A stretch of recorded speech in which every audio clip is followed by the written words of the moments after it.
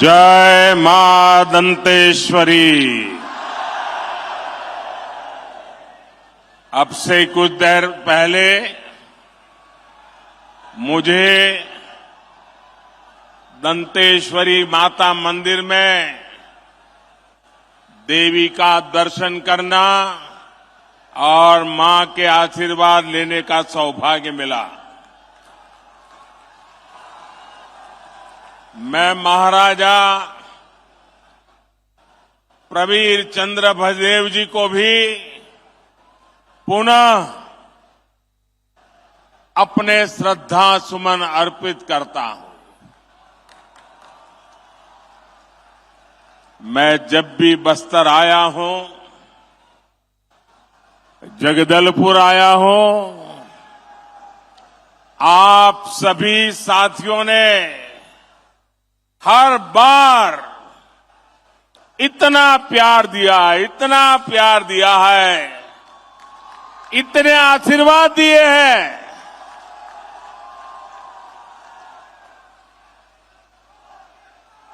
मैं इसका शब्दों में वर्णन नहीं कर सकता हूं। और जब भी बस्तर की धरती पे आना हो जाए और बलिराम कश्यप जी की याद ना आए, ये कभी हो नहीं सकता। अगर सच्चे अर्थ में बस्तर को समझना, क्योंकि मैं यहां संगठन का काम करता था, हर इलाके में जाता था, बहुत समय मैंने यहां बिताया और मुझे पूरे बस्तर को समझना, आदिवासी समाज को समझना, यहां की समस्याओं को समझना, बलिराम जी कश्यप जी एक प्रकार से मेरे गुरु की तरह काम करते थे।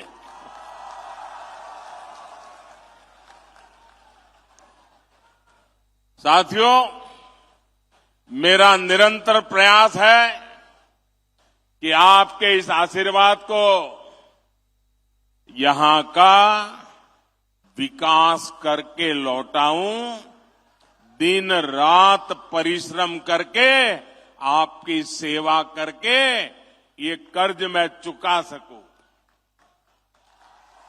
मेरे परिवारजनों, कांग्रेस ने सिर्फ 5 वर्ष में छत्तीसगढ़ की जो हालत कर दी है, उसे पूरा देश देख रहा है। कांग्रेस के विधायकों और मंत्रियों ने जो कारनामे यहां किए हैं, उससे हर कोई त्रस्त है। चारों तरफ भ्रष्टाचार का बोलबाला है। छत्तीसगढ़ में अपराध चरम पर है। हत्याओं के मामले में छत्तीसगढ़ अग्रणी राज्यों में पहुंच चुका है। कभी कभी तो लगता है राजस्थान और छत्तीसगढ़ के बीच स्पर्धा चल रही है कि कहां सबसे ज्यादा हत्याएं होती है, कहां सबसे ज्यादा लूट होती है, कहां सबसे ज्यादा महिलाओं पर अत्याचार होते हैं। राजस्थान और छत्तीसगढ़ आजकल एक दूसरे की स्पर्धा में लगे हुए हैं। छत्तीसगढ़ में विकास या तो पोस्टर और बैनरों में दिखता है या फिर कांग्रेस के नेताओं की तिजोरी में दिखता है। कांग्रेस ने छत्तीसगढ़ को अगर दिया है तो वो है झूठा प्रचार और घोटालेबाज सरकार। झूठे प्रचार की आड़ में ये लोगों की आंख में धूल झोंकते हैं और आकंठ भ्रष्टाचार करते हैं। इसलिए आज छत्तीसगढ़ के कोने कोने से एक ही आवाज आ रही है, हर कोने से एक ही आवाज आ रही है। छत्तीसगढ़ का हर एक व्यक्ति एक ही बात कह रहा है। छत्तीसगढ़ कह रहा है, आओ नहीं सहिबो, आओ नहीं सहिबो, बदल के रहिबो, बदल के रहिबो, आओ नहीं सहिबो, बदल के रहिबो। मेरे परिवारजनों, ये बस्तर, ये दंडकारण्य आज बना हो ऐसा नहीं है। यहां आदिवासी मेरे भाई बहन, मोदी प्रधानमंत्री बना उसके बाद आकर के नहीं बसे हैं। भाजपा की सरकार बनने के बाद ये मेरे आदिवासी भाई बहन नहीं आए। अरे यहां के लोग तो तब भी थे जब प्रभु श्री राम यहां आए थे। मेरे आदिवासी भाई बहन चाहते थे, इसलिए ही अटल जी की सरकार ने अलग छत्तीसगढ़ का निर्माण किया। भाजपा सरकारी थी, अटल जी की सरकार थी, जिसने केंद्र में अलग जनजातीय अलग मंत्रालय बनाया, जनजातीय विकास के लिए अलग बजट बनाया और जनजातीय विकास के लिए पूरी सरकार के अंदर एक विभाग खड़ा कर दिया। और कांग्रेस ने इतने दशकों का क्या किया भाई? कांग्रेस ने बस्तर को भी दशकों तक नजरअंदाज किया। आप लोगों की परवाह ही नहीं की। उनके दो चार ठेकेदारों को संभालते थे और वही आपसे वोट लेकर के उनको दे देते थे, उनकी गाड़ी चल जाती थी, उनको आपकी परवाह ही नहीं थी। ये भाजपा सरकार है, यहां मेडिकल कॉलेज, इंजीनियरिंग कॉलेज बनाए। भाजपा सरकार ने दंतेवाड़ा में एजुकेशन सिटी बनाई और मैं तो उसको देखने गया था। साथियों, मैंने अपने जीवन का बड़ा हिस्सा, ये मेरा सौभाग्य रहा है कि राजनीति में आने से पहले मेरे जीवन के बहुत वर्ष मैंने आदिवासी क्षेत्रों में गुजारा है। मेरा तो आपसे सीधा नाता है, दिल का नाता है। मुझे गर्व है कि देश की पहली आदिवासी महिला राष्ट्रपति बनाने का गौरव भी भाजपा को मिला है। आप जानते हैं, कांग्रेस की तुलना में भाजपा सरकार आदिवासी समाज के लिए 5 गुना ज्यादा बजट देती है। अगर वो 1 रुपया देते थे तो हम 5 रुपया देते हैं, ये 100 रुपया देते थे तो हम 500 रुपया देते हैं। भाजपा सरकार ने ही 15 नवंबर यानी भगवान बिरसा मुंडा के जन्म दिवस को जनजातीय गौरव दिवस घोषित किया। हमारी सरकार आदिवासी सेनानियों और क्रांतिवारों को समर्पित स्वतंत्रता सेनानी म्यूजियम बनवा रही है। हमने जनजाति वर्ग के छात्रों को दी जा रही छात्रवृत्ति, उसको भी 2.5 गुना कर दिया है। बीते 9 वर्षों में 300 से अधिक एकलव्य मॉडल आवासीय विद्यालय मेरे जनजाति बच्चों के लिए हमने खोले हैं। साथियों, भाजपा सरकार देश में आकांक्षी जिला कार्यक्रम चला रही है। बस्तर संभाग के भी अनेक जिले ये आकांक्षी जिलों में शामिल है। अब तो हम उससे भी आगे बढ़कर के जिले से निकल के जाकर के आकांक्षी ब्लॉक्स की पहचान कर रहे हैं। इस अभियान के तहत शिक्षा, स्वास्थ्य और रोजगार से जुड़े बड़े बड़े प्रोजेक्ट यहां शुरू होने वाले हैं। इसके अलावा भी हम छत्तीसगढ़ के उसमें आधुनिक इंफ्रास्ट्रक्चर का निर्माण कर रहे हैं। आज भी यहां 26,000, 27,000 करोड़ रुपए उसके से भी अधिक प्रोजेक्ट बस्तर को मिले हैं, छत्तीसगढ़ को मिले हैं। मेरे परिवारजनों, आज यहां बहुत बड़े और देश के आधुनिकतम स्टील कारखाने का लोकार्पण हुआ है।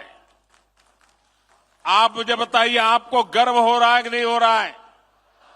इतना बड़ा स्टील का कारखाना आपको मिला है, आपको गर्व हो रहा है कि नहीं हो रहा है? ये छत्तीसगढ़ कांग्रेस वालों को नहीं हो रहा है। इतना बड़ा कार्यक्रम अभी सरकार का था, छत्तीसगढ़ सरकार का एक भी मंत्री भी नहीं आया, मुख्यमंत्री भी नहीं, उप मुख्यमंत्री भी नहीं। आप कहिए भैया, आपकी भलाई के काम में ये सरकार ने आना चाहिए कि नहीं आना चाहिए? आना चाहिए कि नहीं आना चाहिए? ये आपका अगर भला चाहते हैं तो वहां आकर के बैठना चाहिए कि नहीं बैठना चाहिए? नहीं आते हैं। इसके दो कारण है। एक, उनको सरकार जाने की इतनी चिंता है कि उनके पास यहां आने के लिए समय ही नहीं है, सरकार बचाने में लगे हैं। और दूसरा कारण है, ये मोदी है। अगर मोदी के सामने जाना है तो कोई आकंठ भ्रष्टाचारी मोदी से आंख नहीं मिला सकता है, और इसलिए वो आने से डरते हैं, भाग जाते हैं। मेरे साथियों,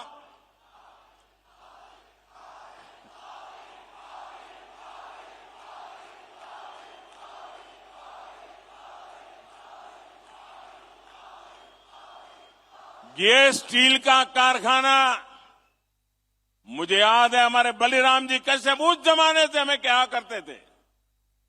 इस कारखाने की मांग आप सभी दशकों से कर रहे थे। हमारी जब मुख्यमंत्रियों की मीटिंग होती थी, मैं गुजरात से मुख्यमंत्री के नाते मीटिंग में आता था दिल्ली में, रमन सिंह जी छत्तीसगढ़ के मुख्यमंत्री के नाते आते थे, और हर मीटिंग में रमन सिंह जी स्टील के कारखाने के लिए जोर से आवाज उठाते थे। आपकी आवाज वो वहां पहुंचाते थे। लेकिन आप जानते हैं कांग्रेस ने ये मांग क्यों नहीं मानी? इसके पीछे कांग्रेस के कट, कमीशन और करप्शन की बोलबाला थी, सोच पड़ी थी। लंबे समय तक कांग्रेस की नीति रही है, क्या करते थे? कच्चा माल विदेश भेजो और फिर उसी कच्चे माल से बना महंगा सामान महंगे पैसे देकर के आयात करो। कहते हैं ना, गेहूं बाहर भेजो और फिर ब्रेड बना करके लाओ। क्या ऐसा कोई करता है भाई? ऐसा कोई करता है क्या? आप मुझे बताइए, आप जो घर में चावल खाते हैं तो क्या ऐसा कोई करता है कि पहले उसका धान विदेश भेजा जाता है, फिर वो धान विदेश में धुला जाता है, फिर वो धान विदेश में साफ किया जाता है, फिर धान को वहीं विदेश में भी पकाया जाता है और फिर वो पका पकाया चावल आपको खाने के लिए मिल जाता है। ऐसा कभी होता है क्या? आप अपना धान अपना चावल खुद ही करते कि नहीं करते हैं? आप धान भी यही उगाते हैं, उसे साफ भी यही करते हैं, यही पकाते हैं और यही अपने घर में खाते भी हैं। लेकिन कांग्रेस को ये करने में कट की कट हो जाती है, कमीशन नहीं मिलता है। इसलिए क्या किया उन्होंने? ये हमारे इलाके में जो आयरन ओर है ना, ये दुनिया का उत्तम से उत्तम आयरन ओर है, दुनिया का। ये हमारे बस्तर में है। लेकिन ये क्या करते थे? आयरन ओर में से स्टील यहां बनाने के बजाय, जिसका कोई हिसाब किताब न हो, कितना माल निकाला पता न चले, जितना उठा सकते हो उठाओ, विदेश भेज दो और बीच में मलाई खा लो।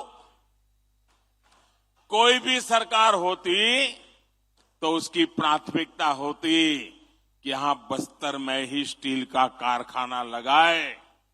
लेकिन कांग्रेस ने यहां से कच्चा माल निकाला और फिर कच्चा माल ही विदेश भेज दिया।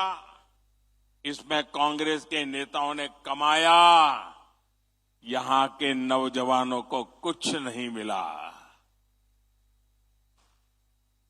बस्तर के नौजवान मजदूरी करने के लिए दूसरे राज्यों में जाने के लिए मजबूर हो गए। लेकिन भाइयों बहनों, ये मोदी है, आपके बीच में पला बड़ा है, इसलिए आपका ही सोचता है।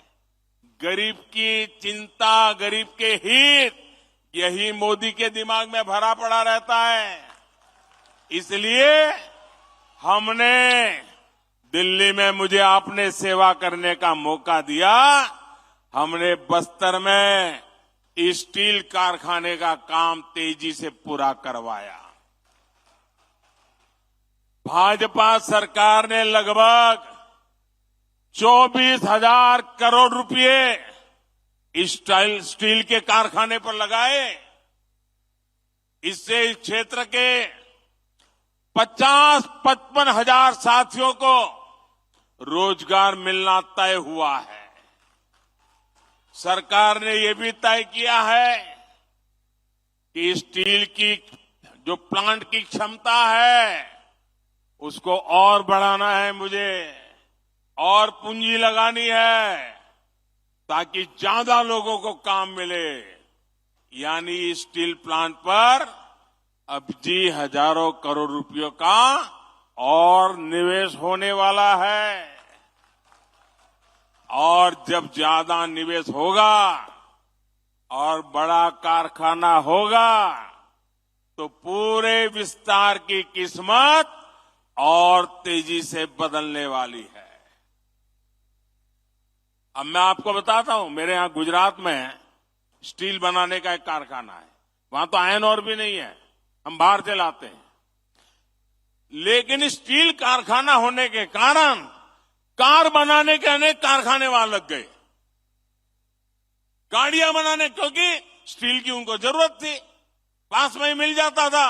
अब यहां स्टील बन रहा है ना, और भी कारखाने यहां लगने वाले हैं। और यहां पर करीब 1.5 लाख साथियों के लिए नौकरी की, रोजगार की संभावना बनेगी। और मेरे शब्द लिखिए भैया, आज छत्तीसगढ़ का नौजवान रोजगार के लिए बाहर जाता है, एक दिन ऐसा आएगा हिंदुस्तान के नौजवान रोजगार के लिए बस्तर आना चाहेंगे, बस्तर आना चाहेंगे। आप कल्पना कर सकते हैं, मोदी अगर ये काम कर देगा तो कांग्रेस के लोगों के लिए भ्रष्टाचार के रास्ते रुक जाएंगे, खदान में से जो माल खाते थे उस पर मोदी ने ताला लगा दिया और इसलिए छटपटा रहे हैं। आज भी कितनी झूठी बातें फैलाई, लेकिन आपने उन पर ये तमाचा मारा। इतनी पब्लिक आकर के आपने उनको तमाचा मारा है। झूठी बातें फैलाकर इनका इरादा समझिए। बस्तर के मेरे नौजवानों, इनका इरादा समझिए। ये झूठी बातें फैलाकर ये स्टील प्लांट को भी हड़पना चाहते हैं। इस स्टील प्लांट को भी कांग्रेस ही अपने बच्चों, अपने रिश्तेदारों की तिजोरी भरने का माध्यम बनाना चाहते हैं। लेकिन मेरे बस्तर के भाइयों बहनों, ये मोदी की गारंटी है, ये मोदी नहीं होने देगा। ये बस्तर का स्टील प्लांट आपका है, बस्तर के लोगों का है। इस स्टील प्लांट के मालिक मेरे बस्तर के लोग हैं, मेरे छत्तीसगढ़ के लोग हैं। मोदी इसका मालिक नहीं है। मोदी इसका मालिक नहीं है और न ही कोई दूसरा नेता, कोई कांग्रेसी को मैं इसका मालिक बनने देने वाला हूं।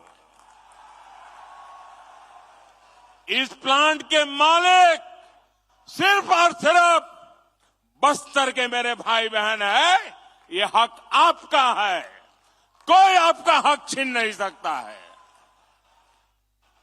इस पर कांग्रेस के नेताओं को किसी भी हालत में कब्जा नहीं करने दिया जाएगा। उनको कटकी कंपनी, कमीशन कंपनी, भ्रष्टाचार, बेईमानी करने का मौका नहीं दिया जाएगा। आप मेरे साथ सहमत हैं? तो एक काम करिए, अपना मोबाइल फोन निकालिए और उसकी फ्लैश लाइट चालू कीजिए। मेरी इस बात के समर्थन में अपने मोबाइल की फ्लैश लाइट चालू करिए। शाबाश, देखिए, वाह, दूर दूर तक शाबाश। ये ताकत है। वाह, देखिए, ये मीडिया वाले आपकी फोटो निकाल रहे हैं। देखिए, ये समर्थन है। ये स्टील प्लांट के लिए समर्थन है। कैसा झूठ बोलते थे और ईमानदारी देखिए, ये सच्चाई यहां देखिए। बहुत बहुत धन्यवाद मेरे बस्तर के भाइयों बहनों।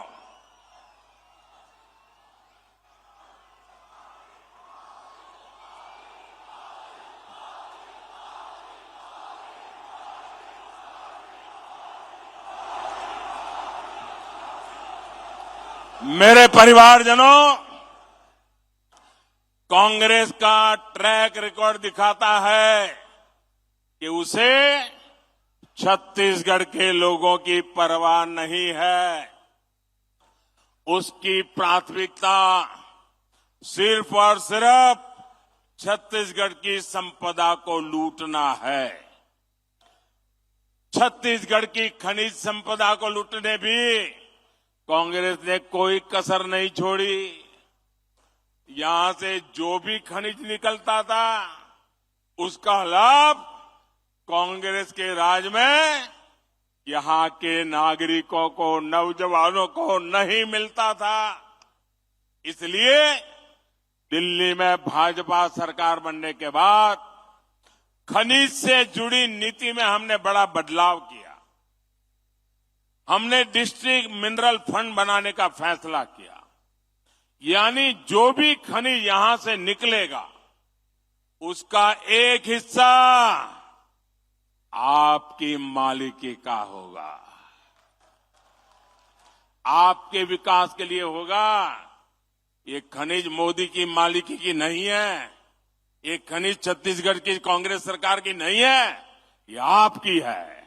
इसका हक आपको देने का काम ये मोदी ने किया है। भाजपा ने आपको विकास का साझेदार बनाया, आपको पार्टनर बनाया। इसके तहत छत्तीसगढ़ को 8,000 करोड़ रुपए मिले हैं। लेकिन जानते हैं कांग्रेस ने इस पैसे से क्या किया? यहाँ की कांग्रेस सरकार ने इसमें भी घोटाला कर दिया है। साथियों, आपकी वन उपज के साथ कांग्रेस ने क्या किया, ये भी आपने देखा है। वन उपज तो हमारे जनजातीय समाज के आर्थिक जीवन का बहुत बड़ा हिस्सा रहा है। लेकिन जब तक दिल्ली में कांग्रेस सरकार थी, तब तक ये लोग सिर्फ 10-12 वन उपजों पर ही एमएसपी देते थे। आज जो नौजवान हैं, उन्हें ये पता होना चाहिए कि उनके माता पिता, दादा दादी, नाना नानी को कांग्रेस ने नमक से ठगा है, नमक से ठगा है। ये आज के नौजवानों को मैं बताता हूं, चिरौंजी जैसे बहुमूल्य वन उत्पाद हमारे आदिवासी परिवार इकट्ठा करते थे, बोरा बोरा लेकर हाट बाजार पहुंचते थे। वहां उन्हें 2-4 किलो नमक देकर ही ठगा जाता था। आपके दादा दादी के साथ ये किया इन्होंने। ये तो भाजपा सरकार है कि जिसने राशन की दुकानों में मुफ्त में नमक देना शुरू किया, तब जाकर कांग्रेस का ये शोषण बंद हुआ। जो उत्पाद एमएसपी के दायरे में नहीं थे, उन्हें कांग्रेस के ठेकेदार ऐसे ही औने पौने दाम पर खरीदते थे, फिर ज्यादा मुनाफा पर बेच देते थे। आज भाजपा सरकार करीब करीब 90 वन उपज को एमएसपी के दायरे में ला चुकी है। कितनी 90। कितनी? पहले कितनी थी? 10-12। कांग्रेस के जमाने में कितनी थी? कांग्रेस के जमाने में कितनी थी? मोदी कितना पहुंचाया? मोदी ने कितना पहुंचाया? ये आपके प्रति जो प्यार है ना, उसके कारण होता है। भाजपा सरकार ने वन धन केंद्र बनाकर वन उपज के बेहतर दाम देने का रास्ता खोला है। आज छत्तीसगढ़ के हजारों आदिवासी बहनों भाइयों को वन धन केंद्रों में रोजगार मिला है। साथियों, कांग्रेस की सरकार ने यहां तेंदुपत्ता संग्राहकों के साथ क्या किया था, ये भी आप अच्छी तरह जानते हैं। भाजपा सरकार ने तेंदुपत्ता के काम से जुड़े परिवारों के लिए जो भी कल्याणकारी कार्यक्रम बनाए थे, वो कांग्रेस ने बंद कर दिए। बोनस कभी मिलता है, कभी नहीं मिलता, मिलता है तो कम मिलता है, और पाना है तो कांग्रेस वाले का कुर्ता पकड़ के जाना पड़ता है, उसके जेब में कुछ डालना पड़ता है। तेंदुपत्ता की खरीदी कभी होती है, कभी नहीं होती है। आदिवासियों का ऐसा शोषण अब छत्तीसगढ़ में नहीं चलेगा।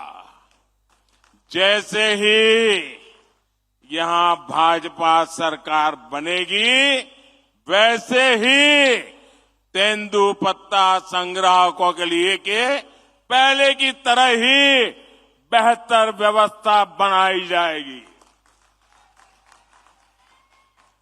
साथियों, मैं आज छत्तीसगढ़ के धान किसानों को भी मेरे दिल की एक बात बताना चाहता हूं। कांग्रेस आपको धान की कीमतों के नाम पर धोखा दे रही है, झूठ बोल रही है। सच्चाई ये है कि छत्तीसगढ़ के धान किसानों का दाना दाना याद रखेंगे। मैं जो क्या याद रखेंगे कि भूल जाएंगे? गांव गांव जाके बताएंगे। छत्तीसगढ़ के धान किसानों का दाना दाना केंद्र सरकार खरीदती है, मोदी सरकार खरीदती है। भाजपा सरकार ने 1,00,000 करोड़ रुपए छत्तीसगढ़ के धान किसानों को दिए हैं। यहां पर जब भाजपा सरकार बनेगी तो धान किसानों का पूरा पूरा ध्यान रखने की गारंटी ये मोदी की गारंटी है। मेरे बस्तर के भाइयों बहनों, मेरे छत्तीसगढ़ के भाइयों बहनों, मेरे छत्तीसगढ़ के नौजवान, मेरे बस्तर के नौजवान, मोदी आज कहने आया है, आप मेरे शब्द लिख करके रखिए, आपका सपना ही मोदी का संकल्प है।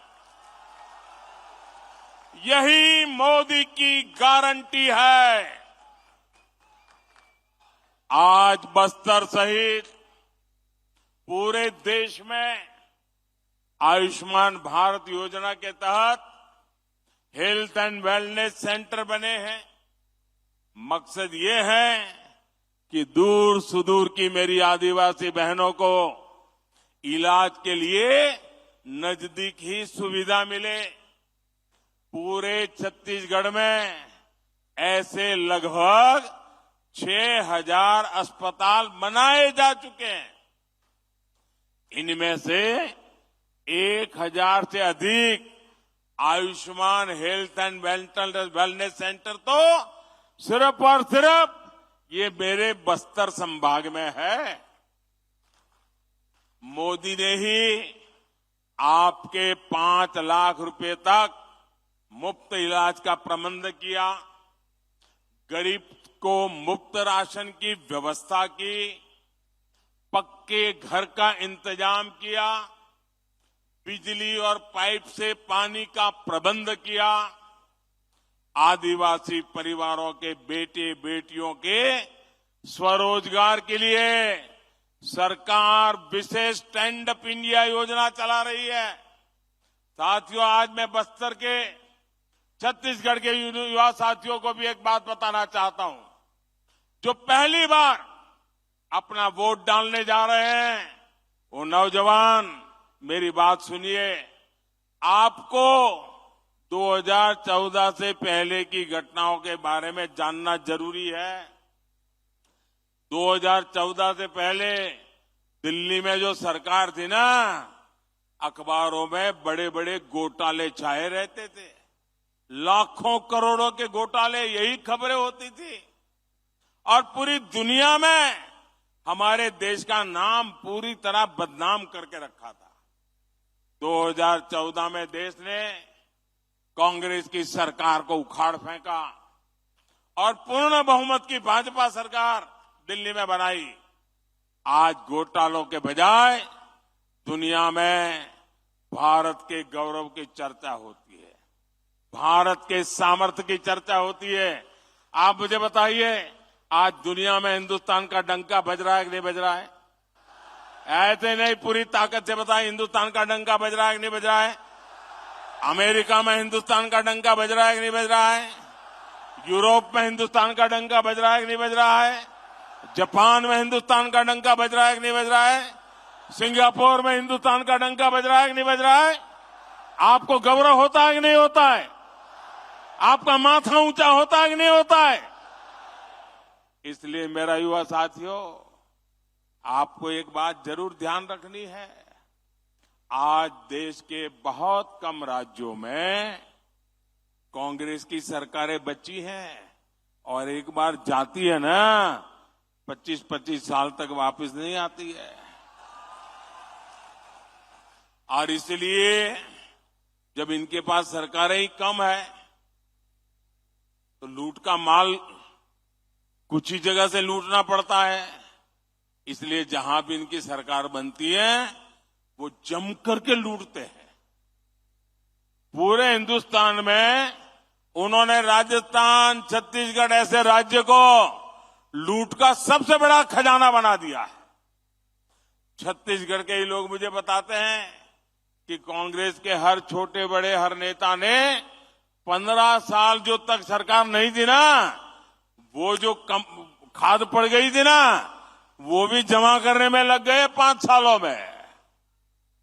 यानी 15 साल तक इनको छत्तीसगढ़ को लूटने का मौका नहीं दिया। अब वो सारी कसर भी अभी निकालना शुरू कर दिए हैं। अरे इन्होंने तो गौमाता के नाम पर भी भ्रष्टाचार किया है। जिन्होंने गोबर तक को नहीं छोड़ा, उन्होंने क्या क्या नहीं किया। इनके भ्रष्टाचार के सबसे बड़े भुक्तभोगी मेरे नौजवान हैं, मेरे बस्तर के लोग हैं। कांग्रेस ने युवाओं को नौकरी का वादा दिया था, लेकिन नौजवानों की नौकरी में ही घोटाला कर दिया। कांग्रेस के नेताओं ने पीसीएस भर्तियों में अपने बच्चों, अपने रिश्तेदारों को सेट कर दिया। किया कि नहीं किया? चारों तरफ लूट मचाई कि नहीं मचाई? इनकी पार्टी तो राजनीति में भी अपने ही बच्चों को सेट करती है और नौकरियों में भी यही करती है। छत्तीसगढ़ के लाखों परिवारों, आदिवासी, पिछड़े परिवार के बच्चों से कांग्रेस ने नौकरियां छीन ली है, आपका अधिकार छीन लिया है। नौकरियों तो दी नहीं, जो पहले से सरकारी नौकरी में है उनको भी कांग्रेस ने, लोगों ने लूटा है, परेशान किया है। ट्रांसफर पोस्टिंग को लेकर यहां सरेआम भ्रष्टाचार हो रहा है, बोली जाती है, ऐसे ही उगाई की जा रही है। इसलिए छत्तीसगढ़ कह रहा है, औ नहीं सही वो बदल के रही वो, औ नहीं सही वो, औ नहीं सही वो, ये अब नहीं सही वो। साथियों, आप आश्वस्त रहिए, आप कांग्रेस की सरकार बदलिए, भाजपा इस पूरे लूट तंत्र को बदल देगी। ये कांग्रेस ने लोकतंत्र को लूट तंत्र बनाया है और प्रजातंत्र को परिवार तंत्र बना दिया है। भाजपा सरकार बनते ही पीसीएस घोटाले की जांच होगी। गुनहगार भी कितना ही ताकतवर हो, मोदी उसको जेल में डाल करके ही रहेगा। हर नौजवान, हर सरकारी कर्मचारी को पूरा न्याय मिलेगा। मेरे परिवारजनों, कल से कांग्रेस ने एक अलग लाभ आरोपना शुरू कर दिया है। ये कांग्रेस के नेता कहते हैं, जितनी आबादी उतना हक। मैं कहता हूं, इस देश में अगर सबसे बड़ी कोई आबादी है तो वो आबादी गरीब है, और इसलिए मेरे लिए गरीब ही सबसे बड़ी आबादी है और गरीब का कल्याण यही मेरा मकसद है। मैं सोच रहा था कि पूर्व प्रधानमंत्री मनमोहन सिंह जी क्या सोच रहे होंगे। भारत के पूर्व प्रधानमंत्री मनमोहन सिंह जी तो कहा करते थे कि देश के संसाधनों पर पहला हक माइनॉरिटी का है, अल्पसंख्यकों का है, और उसमें भी मुसलमानों का है। अब कांग्रेस कह रही है कि आबादी तय करेगी कि पहला हक किसका होगा। यानी क्या अब अल्पसंख्यकों का हक कांग्रेस कम करना चाहती है क्या? और आबादी के ही हिसाब से ही अब तय होने वाला है, तो पहला हक किसका होगा भाई? किसका होगा? आबादी किसकी ज्यादा है? किसका हक होगा? जरा कांग्रेस वाले स्पष्टता करें, क्या आबादी के हिसाब से हक मिलेगा क्या? तो क्या अल्पसंख्यकों को कांग्रेस हटाना चाहती है क्या? तो क्या सबसे बड़ी आबादी वाले हिंदू अब आगे बढ़कर अपने सारे हक ले लें क्या? मेरे परिवारजनों, मैं पिछले काफी समय से कह रहा हूं और फिर आज दोहरा रहा हूं कि कांग्रेस पार्टी को अब कांग्रेस के लोग नहीं चला रहे। कांग्रेस के बड़े बड़े नेता मुंह पे ताला लगा के बैठे हैं, न उनको पूछा जाता है, न वो ये सब देख करके बोलने की हिम्मत करते हैं। अब तो कांग्रेस को आउटसोर्स कर दिया गया है। कांग्रेस को अब ऐसे लोग चला रहे हैं, पर्दे के पीछे लोग ऐसी कमाल कर रहे हैं, ऐसे खेल खेल रहे हैं जो देश विरोधी ताकतों से मिले हुए हैं। कांग्रेस किसी भी कीमत पर देश के हिंदुओं को बांटकर भारत को तबाह कर देना चाहती है। कांग्रेस गरीबों को बांटना चाहती है। मोदी ने पिछले 10 साल में सारी योजनाएं ऐसी बनाई ताकि गरीबों में एक आत्मविश्वास पैदा हुआ है। और मेरे लिए तो इस देश का गरीब यही सबसे बड़ी जाति है, यही सबसे बड़ी बिरादरी है। अगर गरीब का भला हो गया, देश का भला अपने आप हो जाएगा। आज तक कांग्रेस ने यह खुलासा नहीं किया है कि कांग्रेस ने एक दूसरे देश के साथ क्या गुप्त समझौता किया है। लेकिन देश देख रहा है, इस समझौते के बाद कांग्रेस और ज्यादा भारत की बुराई करने में मजा आने लगी है।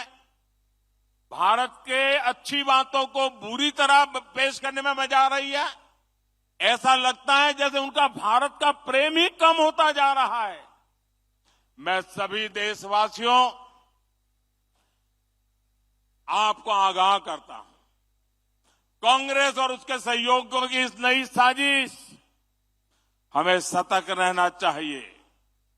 और अगर हक की बात करनी है तो मैं कहूंगा कि इस देश के संसाधनों पर पहला हक भारत के गरीब का है। गरीब चाहे वो दलित हो, गरीब चाहे वो पिछड़ा हो, गरीब चाहे आदिवासी हो, गरीब चाहे सामान्य वर्ग से हो, हमें सबसे बड़ी जाति मेरे लिए गरीब है। हमें गरीब की चिंता करनी है, हमें गरीब का जीवन बदलना है। कांग्रेस देश के लोगों में आपसी खाई बढ़ाना चाहती है, वैर भाव बढ़ाना चाहती है। इसलिए कांग्रेस अब पूरी नई भाषा बोलने लगी है। मेरे परिवारजनों, कांग्रेस के दशकों के शासन ने देश को सिर्फ गरीबी दी है। कांग्रेस ने समाज को जाति के आधार पर बांटने का ही काम किया है ताकि इनका वोट बैंक सुरक्षित रहे। कांग्रेस आज भी इसी काम में जुटी है। आज भी यहां छत्तीसगढ़ में अलग अलग समाज अपने हक के लिए आवाज उठा रहे हैं, लेकिन कांग्रेस की सरकार साजिश के तहत उन्हें जेल में डाल देती है, उनकी आवाज को दबाने में जुटी है। दूसरी तरफ भाजपा सरकार सामाजिक न्याय के लिए पूरी तरह समर्पित है। हाल में ही संसद में महरा समाज को एससी वर्ग का दर्जा दिया गया है। इस समाज की यह मांग भाजपा सरकार ने पूरी की है। वर्षों तक अपने अधिकारों से वंचित रहे आवारा आदिवासी वर्गों को एससी का दर्जा देकर भाजपा सरकार ने एक ऐतिहासिक निर्णय लिया है। यानी जिनकी सूद कांग्रेस ने कभी नहीं ली, उनको हक देने में भाजपा हमेशा आगे रही है। मोदी की गारंटी मतलब हर गारंटी पूरा होने की गारंटी। कांग्रेस ने महिलाओं को भी दशकों तक आरक्षण के बिना धोखे में रखा। नारी शक्ति वंदन अधिनियम, आदिवासी बेटी हमारी माननीय राष्ट्रपति द्रौपदी मुर्मू जी के हस्ताक्षर से कानून बन गया है। अब यहां के एससी एसटी समाज सहित सभी बहनों के लिए विधानसभा और लोकसभा में 33% सीटें आरक्षित हो गई है। इसलिए कांग्रेस के कुशासन को हटाना है और भाजपा के सुशासन को लाना है। इसलिए पूरे बस्तर को, जगदलपुर को, छत्तीसगढ़ को आज एक संकल्प लेना है। यहां कांग्रेस के कुशासन को हटाएंगे और भाजपा के सुशासन को लाएंगे। जब विकास का डबल इंजन यहां फिर लगेगा, यहां भाजपा का मुख्यमंत्री बनेगा, तो फिर से छत्तीसगढ़ विकास की नई रफ्तार पकड़ेगा। एक बार फिर इतनी बड़ी तादाद में आए, आपने आशीर्वाद दिए, मैं आपका हृदय से बहुत बहुत आभार व्यक्त करता हूं। बहुत बहुत धन्यवाद। दोनों हाथ ऊपर करके बोलिए भारत माता की, भारत माता की, भारत माता की। बहुत बहुत धन्यवाद।